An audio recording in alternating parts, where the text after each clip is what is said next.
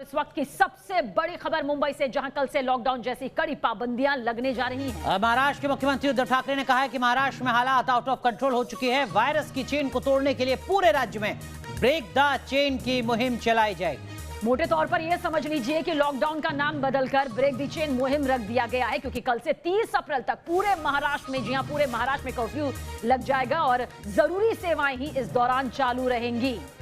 तो इस वक्त की बड़ी खबर हम आपको बता रहे हैं महाराष्ट्र से, जहां पर लगातार कोरोना के मामले सामने आते रहे। इस वक्त की बात अगर की जाए तो देश भर में कोरोना के 24 घंटे में कुल जितने मामले आए हैं उसमें से 30% मामले अकेले महाराष्ट्र से सामने आए हैं, तकरीबन 51,000। और यही वजह है कि महाराष्ट्र के मुख्यमंत्री को ब्रेक द चेन की मुहिम की शुरुआत करनी पड़ी है।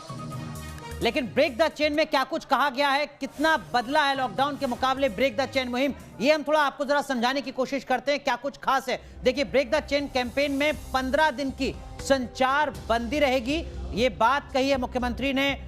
14 अप्रैल रात 8 बजे से जो तमाम पाबंदियां हैं वो लागू हो जाएंगी। दरअसल 50,000 से भी ज्यादा मामले रोजाना आ रहे थे, जिसके चलते यह बड़ा फैसला लिया गया है। धारा 144 लागू रहेगी। ब्रेक द चेन कैंपेन यहां पर शुरू हो रहा है, यानी कि महाराष्ट्र में सिर्फ लॉकडाउन का नाम बदला गया है और अब 60,000 से भी ज्यादा मामले जो हैं वो लगातार महाराष्ट्र से सामने आ रहे हैं, जिनमें सबसे पहला नाम महाराष्ट्र का यहां पर सामने आ रहा है। और जरूरी काम से ही आप बाहर जा सकेंगे, इस बात का ध्यान रखिएगा।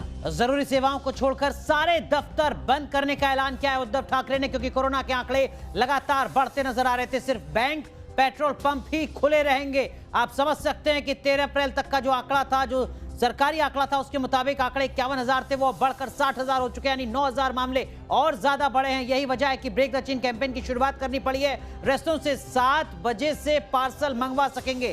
ट्रांसपोर्ट जरूरी सेवाओं के लिए सिर्फ चालू रहेगी। कई बड़ी बातें, अहम बातें यहां पर ब्रेक द चेन कैंपेन के ऐलान के वक्त कही है मुख्यमंत्री उद्धव ठाकरे ने। लोकल ट्रेन और बस चलेंगी, लेकिन उसमें सफर सिर्फ शर्त के मुताबिक ही लोग कर सकेंगे। जो तमाम सीरियल हैं, फिल्म से, उनकी शूटिंग बंद हो चुकी है। मॉल, वाटर पार्क, धार्मिक स्थल बंद रहेंगे। धार्मिक स्थल खुलेंगे, लेकिन वहां पर सिर्फ पुजारी जाएंगे, पूजा अर्चना करेंगे। अगर आपने मास्क नहीं पहना है तो 500 रुपए का जुर्माना भी आपको देना पड़ेगा। किस तरीके के सवाल आपके जहन में हो सकते हैं, उनका जवाब देने की हम कोशिश करते हैं। देखिए, पहला सवाल सभी लोगों के जहन में होगा कि क्या पब्लिक ट्रांसपोर्ट चलेगा, क्या होने वाला है? और इसका जवाब यहाँ पे है कि हाँ, लोकल ट्रेनें और बसें इस दौरान चलेंगी, यानी कि डरने की जरूरत नहीं है, किसी तरह से खौफ खाने की जरूरत नहीं है। सवाल का जवाब ये है। लेकिन क्या आपको ऑफिस जाना होगा? अगर आप महाराष्ट्र में जाते हैं तो क्या आप ऑफिस जा सकते हैं? ये आपके जहन में सवाल होगा कि दरअसल में कल से होने क्या जा रहा है, क्या सबीना महाराष्ट्र के लोग अब ऑफिस जा सकेंगे? बिल्कुल। और अनुराग, जवाब यह है कि अगर जरूरी चीजें यहाँ पर है, जरूरी सेवाएं हैं, तो आप निकल सकते हैं, लेकिन इसके लिए ये आपकी जरूरत के आधार पर होगा।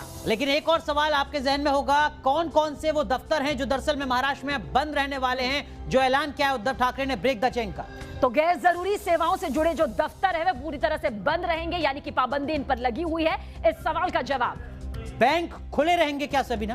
बिल्कुल। इस दौरान अगर बैंक से जुड़े काम आपको करने हैं तो हाँ, बैंक खुले रहेंगे। आप बैंक पर अपने काम जरूर करवा सकते हैं, लेकिन जरूरत के हिसाब से ही आपको बाहर निकलने की इजाजत है। बैंक खुली रहेंगी कल रात 8 बजे से अगले एक लंबे वक्त के लिए महाराष्ट्र में, ये भी हम आपको बता रहे हैं। अनुराग, बेसिकली लोग डर जाते हैं ये सोचकर कि लॉकडाउन है, ये पाबंदी यहाँ पर आ गई है, लेकिन मेडिकल जो है वो खुला रहेगा, किराने की दुकान खुली रहेगी। ऐसा नहीं करना चाहिए कि किराने का सारा सामान आपने यूं ही जोड़ लिया डर के मारे। लेकिन सबसे अहम बात यह कि अगर आपने नियम तोड़ा, आप महाराष्ट्र में रहते हैं और आप नियम तोड़ रहे हैं, तो आपके खिलाफ एक्शन लिया जाएगा।